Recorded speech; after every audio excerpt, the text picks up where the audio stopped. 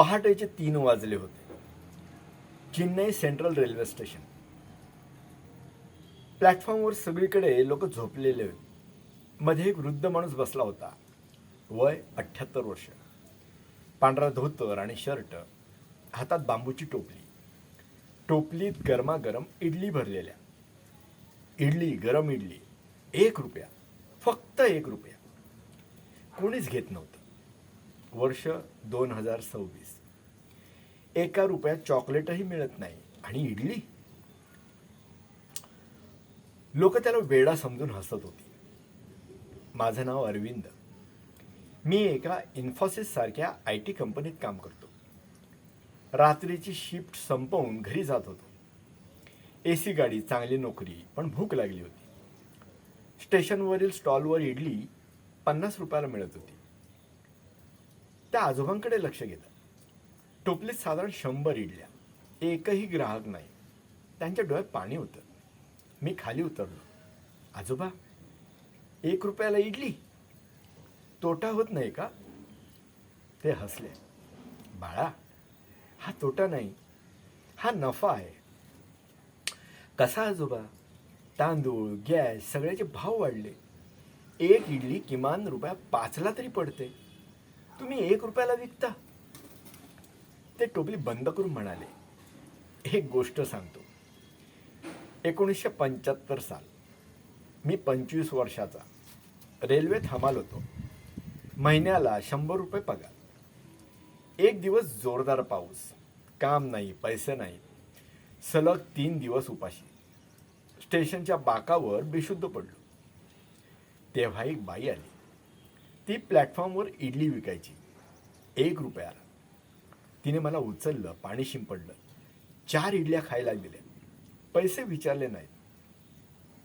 मी रडलो. म्हणालो, माझ्याकडे पैसे नाहीत. ती म्हणाली, बाळा, मी एकदा अशीच उपाशी होते. कुणीतरी मला खायला दिलं म्हणून मी व्रत घेतलं. मरेपर्यंत 1 रुपयाला इडली विकणार, जेणेकरून भुकेल्याला अन्न मिळेल. तूही मोठा झालास की एखाद्या भुकेल्याला खाऊ घाल. आजोबांनी डोळे पुसले. ती 1995 मध्ये गेली. शेवटच्या क्षणी माझा हात धरून विचारलं, वचन पाळशील ना? मी हो म्हटलं. त्यानंतर मी रेल्वेचं कॉन्ट्रॅक्ट घेतलं. चांगले पैसे कमवले. 3 घरं, 2 मुले, दोघंही युनायटेड स्टेटमध्ये. पण 1995 पासून आजपर्यंत दररोज पहाटे 3 वाजता 100 इडल्या, 1 रुपया, ह्या स्टेशनवर 30 वर्ष. माझ्या अंगावर काटा आला. आजोबा, रोज 400 रुपये तोटा? म्हणजे महिन्याला 12,000.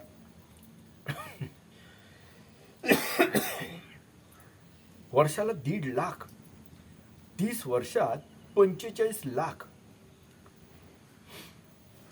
ते शांतपणे म्हणाले, अरे बाळा, पैशाने पाहिलं तर हा तोटा, मनाने पाहिलं तर नफा. कारण 30 वर्षात किती लोकांना खाऊ घातलं? 10 लाख इडल्या,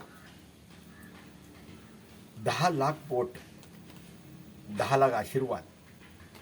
त्यांची किंमत किती कोटी? इतक्यात एक 12 वर्षाचा मुलगा धावत आला. फाटका शर्ट. आजोबा, इडली. 3 दिवसापासून काही खाल्लं नाही. आई हॉस्पिटलमध्ये आहेत, पैसे नाही आहेत. आजोबांनी 4 इडल्या पानात ठेवल्या, चटणी घातली.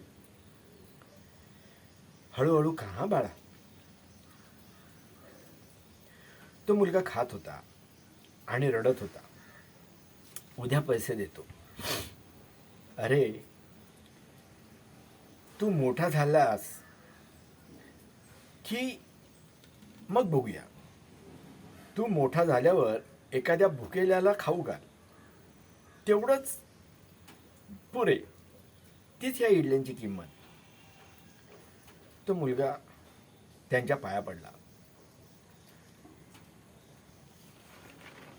वचन देतो आजोबा, मीही 1 रुपयाला इडली विकेन. तो 1000 रुपयाची नोट त्याने काढली. आजोबा, कृपया सगळ्या इडल्या मी घेतो. माफ करा, 100 रुपयाची नोट काढली. आजोबा, कृपया सगळ्या इडल्या मी घेतो. ते हसले. ह्या एका माणसासाठी नाहीत, भुकेलेल्यांसाठी आहेत. तुला भूक असेल तर 1 इडली घे, 1 रुपया ठेव, ते पुरे. मी 1 रुपया ठेवला, 1 इडली घेतली. आयुष्यात खाल्लेली सर्वात चविष्ट इडली होती. डोळ्यात पाणी आलं. मी विचारलं, तुमच्या मुलाला काही वाटत नाही, पैसे वाया जातात असं? त्यांनी फोन काढला. Video call. मुलगा अमेरिकेत. अप्पा, इडल्या विकल्या? तब्येत कशी आहे? डॉक्टर काय म्हणाले? अरे ठीक आहे. आज एक तरुण भेटला, गोष्ट ऐकली. त्याचा मुलगा माझ्याकडे पाहू लागला, हसला.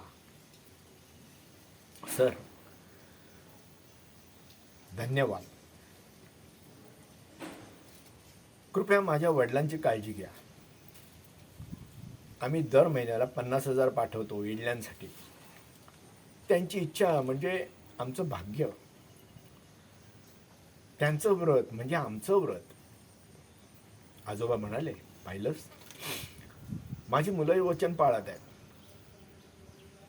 मी गेल्यावरही ही टोपली थांबणार नाही, 1 रुपयाची इडली थांबणार नाही. आज 2026 आहे. ते आजोबा आता हयात नाहीत. गेल्या वर्षी त्यांचं निधन झालं. जाण्यापूर्वी त्यांनी माझा हात धरून सांगितलं, बाळा, टोपली सांभाळ, वचन पाळ. आज दररोज पहाटे 3 वाजता त्याच बाकावर चेन्नई सेंट्रल रेल्वे स्टेशनमध्ये मी बसतो. टोपलीभर इडल्या, 1 रुपया. मी नोकरी सोडली नाही, पण रोज 2 तास इडल्यांसाठी देतो. माझ्या कंपनीत 200 कर्मचारी आहेत. प्रत्येकजण महिन्याला 100 रुपये देतो. 1 रुपी इडली ट्रस्ट. तो 12 वर्षाचा मुलगा गणेश आता 12वी शिकतो. संध्याकाळी येतो आणि मदत करतो. अण्णा, मी वचन घेतलंय, मोठ्या झाल्यावर मी हेच करणार. मित्रांनो, पैसा कमवणं मोठेपण नाही, पैशाचा उपयोग करून पुण्य कमवणं ही खऱ्या अर्थाने मोठेपण आहे. घरात मुलं असतील तर एक छोटा डबा ठेवा, 1 रुपयाची पेटी. दररोज 1 रुपया टाकायला सांगा. महिन्याला 30 रुपये होतील. त्या पैशातून एखाद्या भुकेल्याला जेवण द्या. कारण तुमच्यासाठी 30 रुपये कदाचित किरकोळ खर्च असेल, पण कोणासाठी तरी ते 30 दिवसांच्या अन्नासारखं असू शकेल.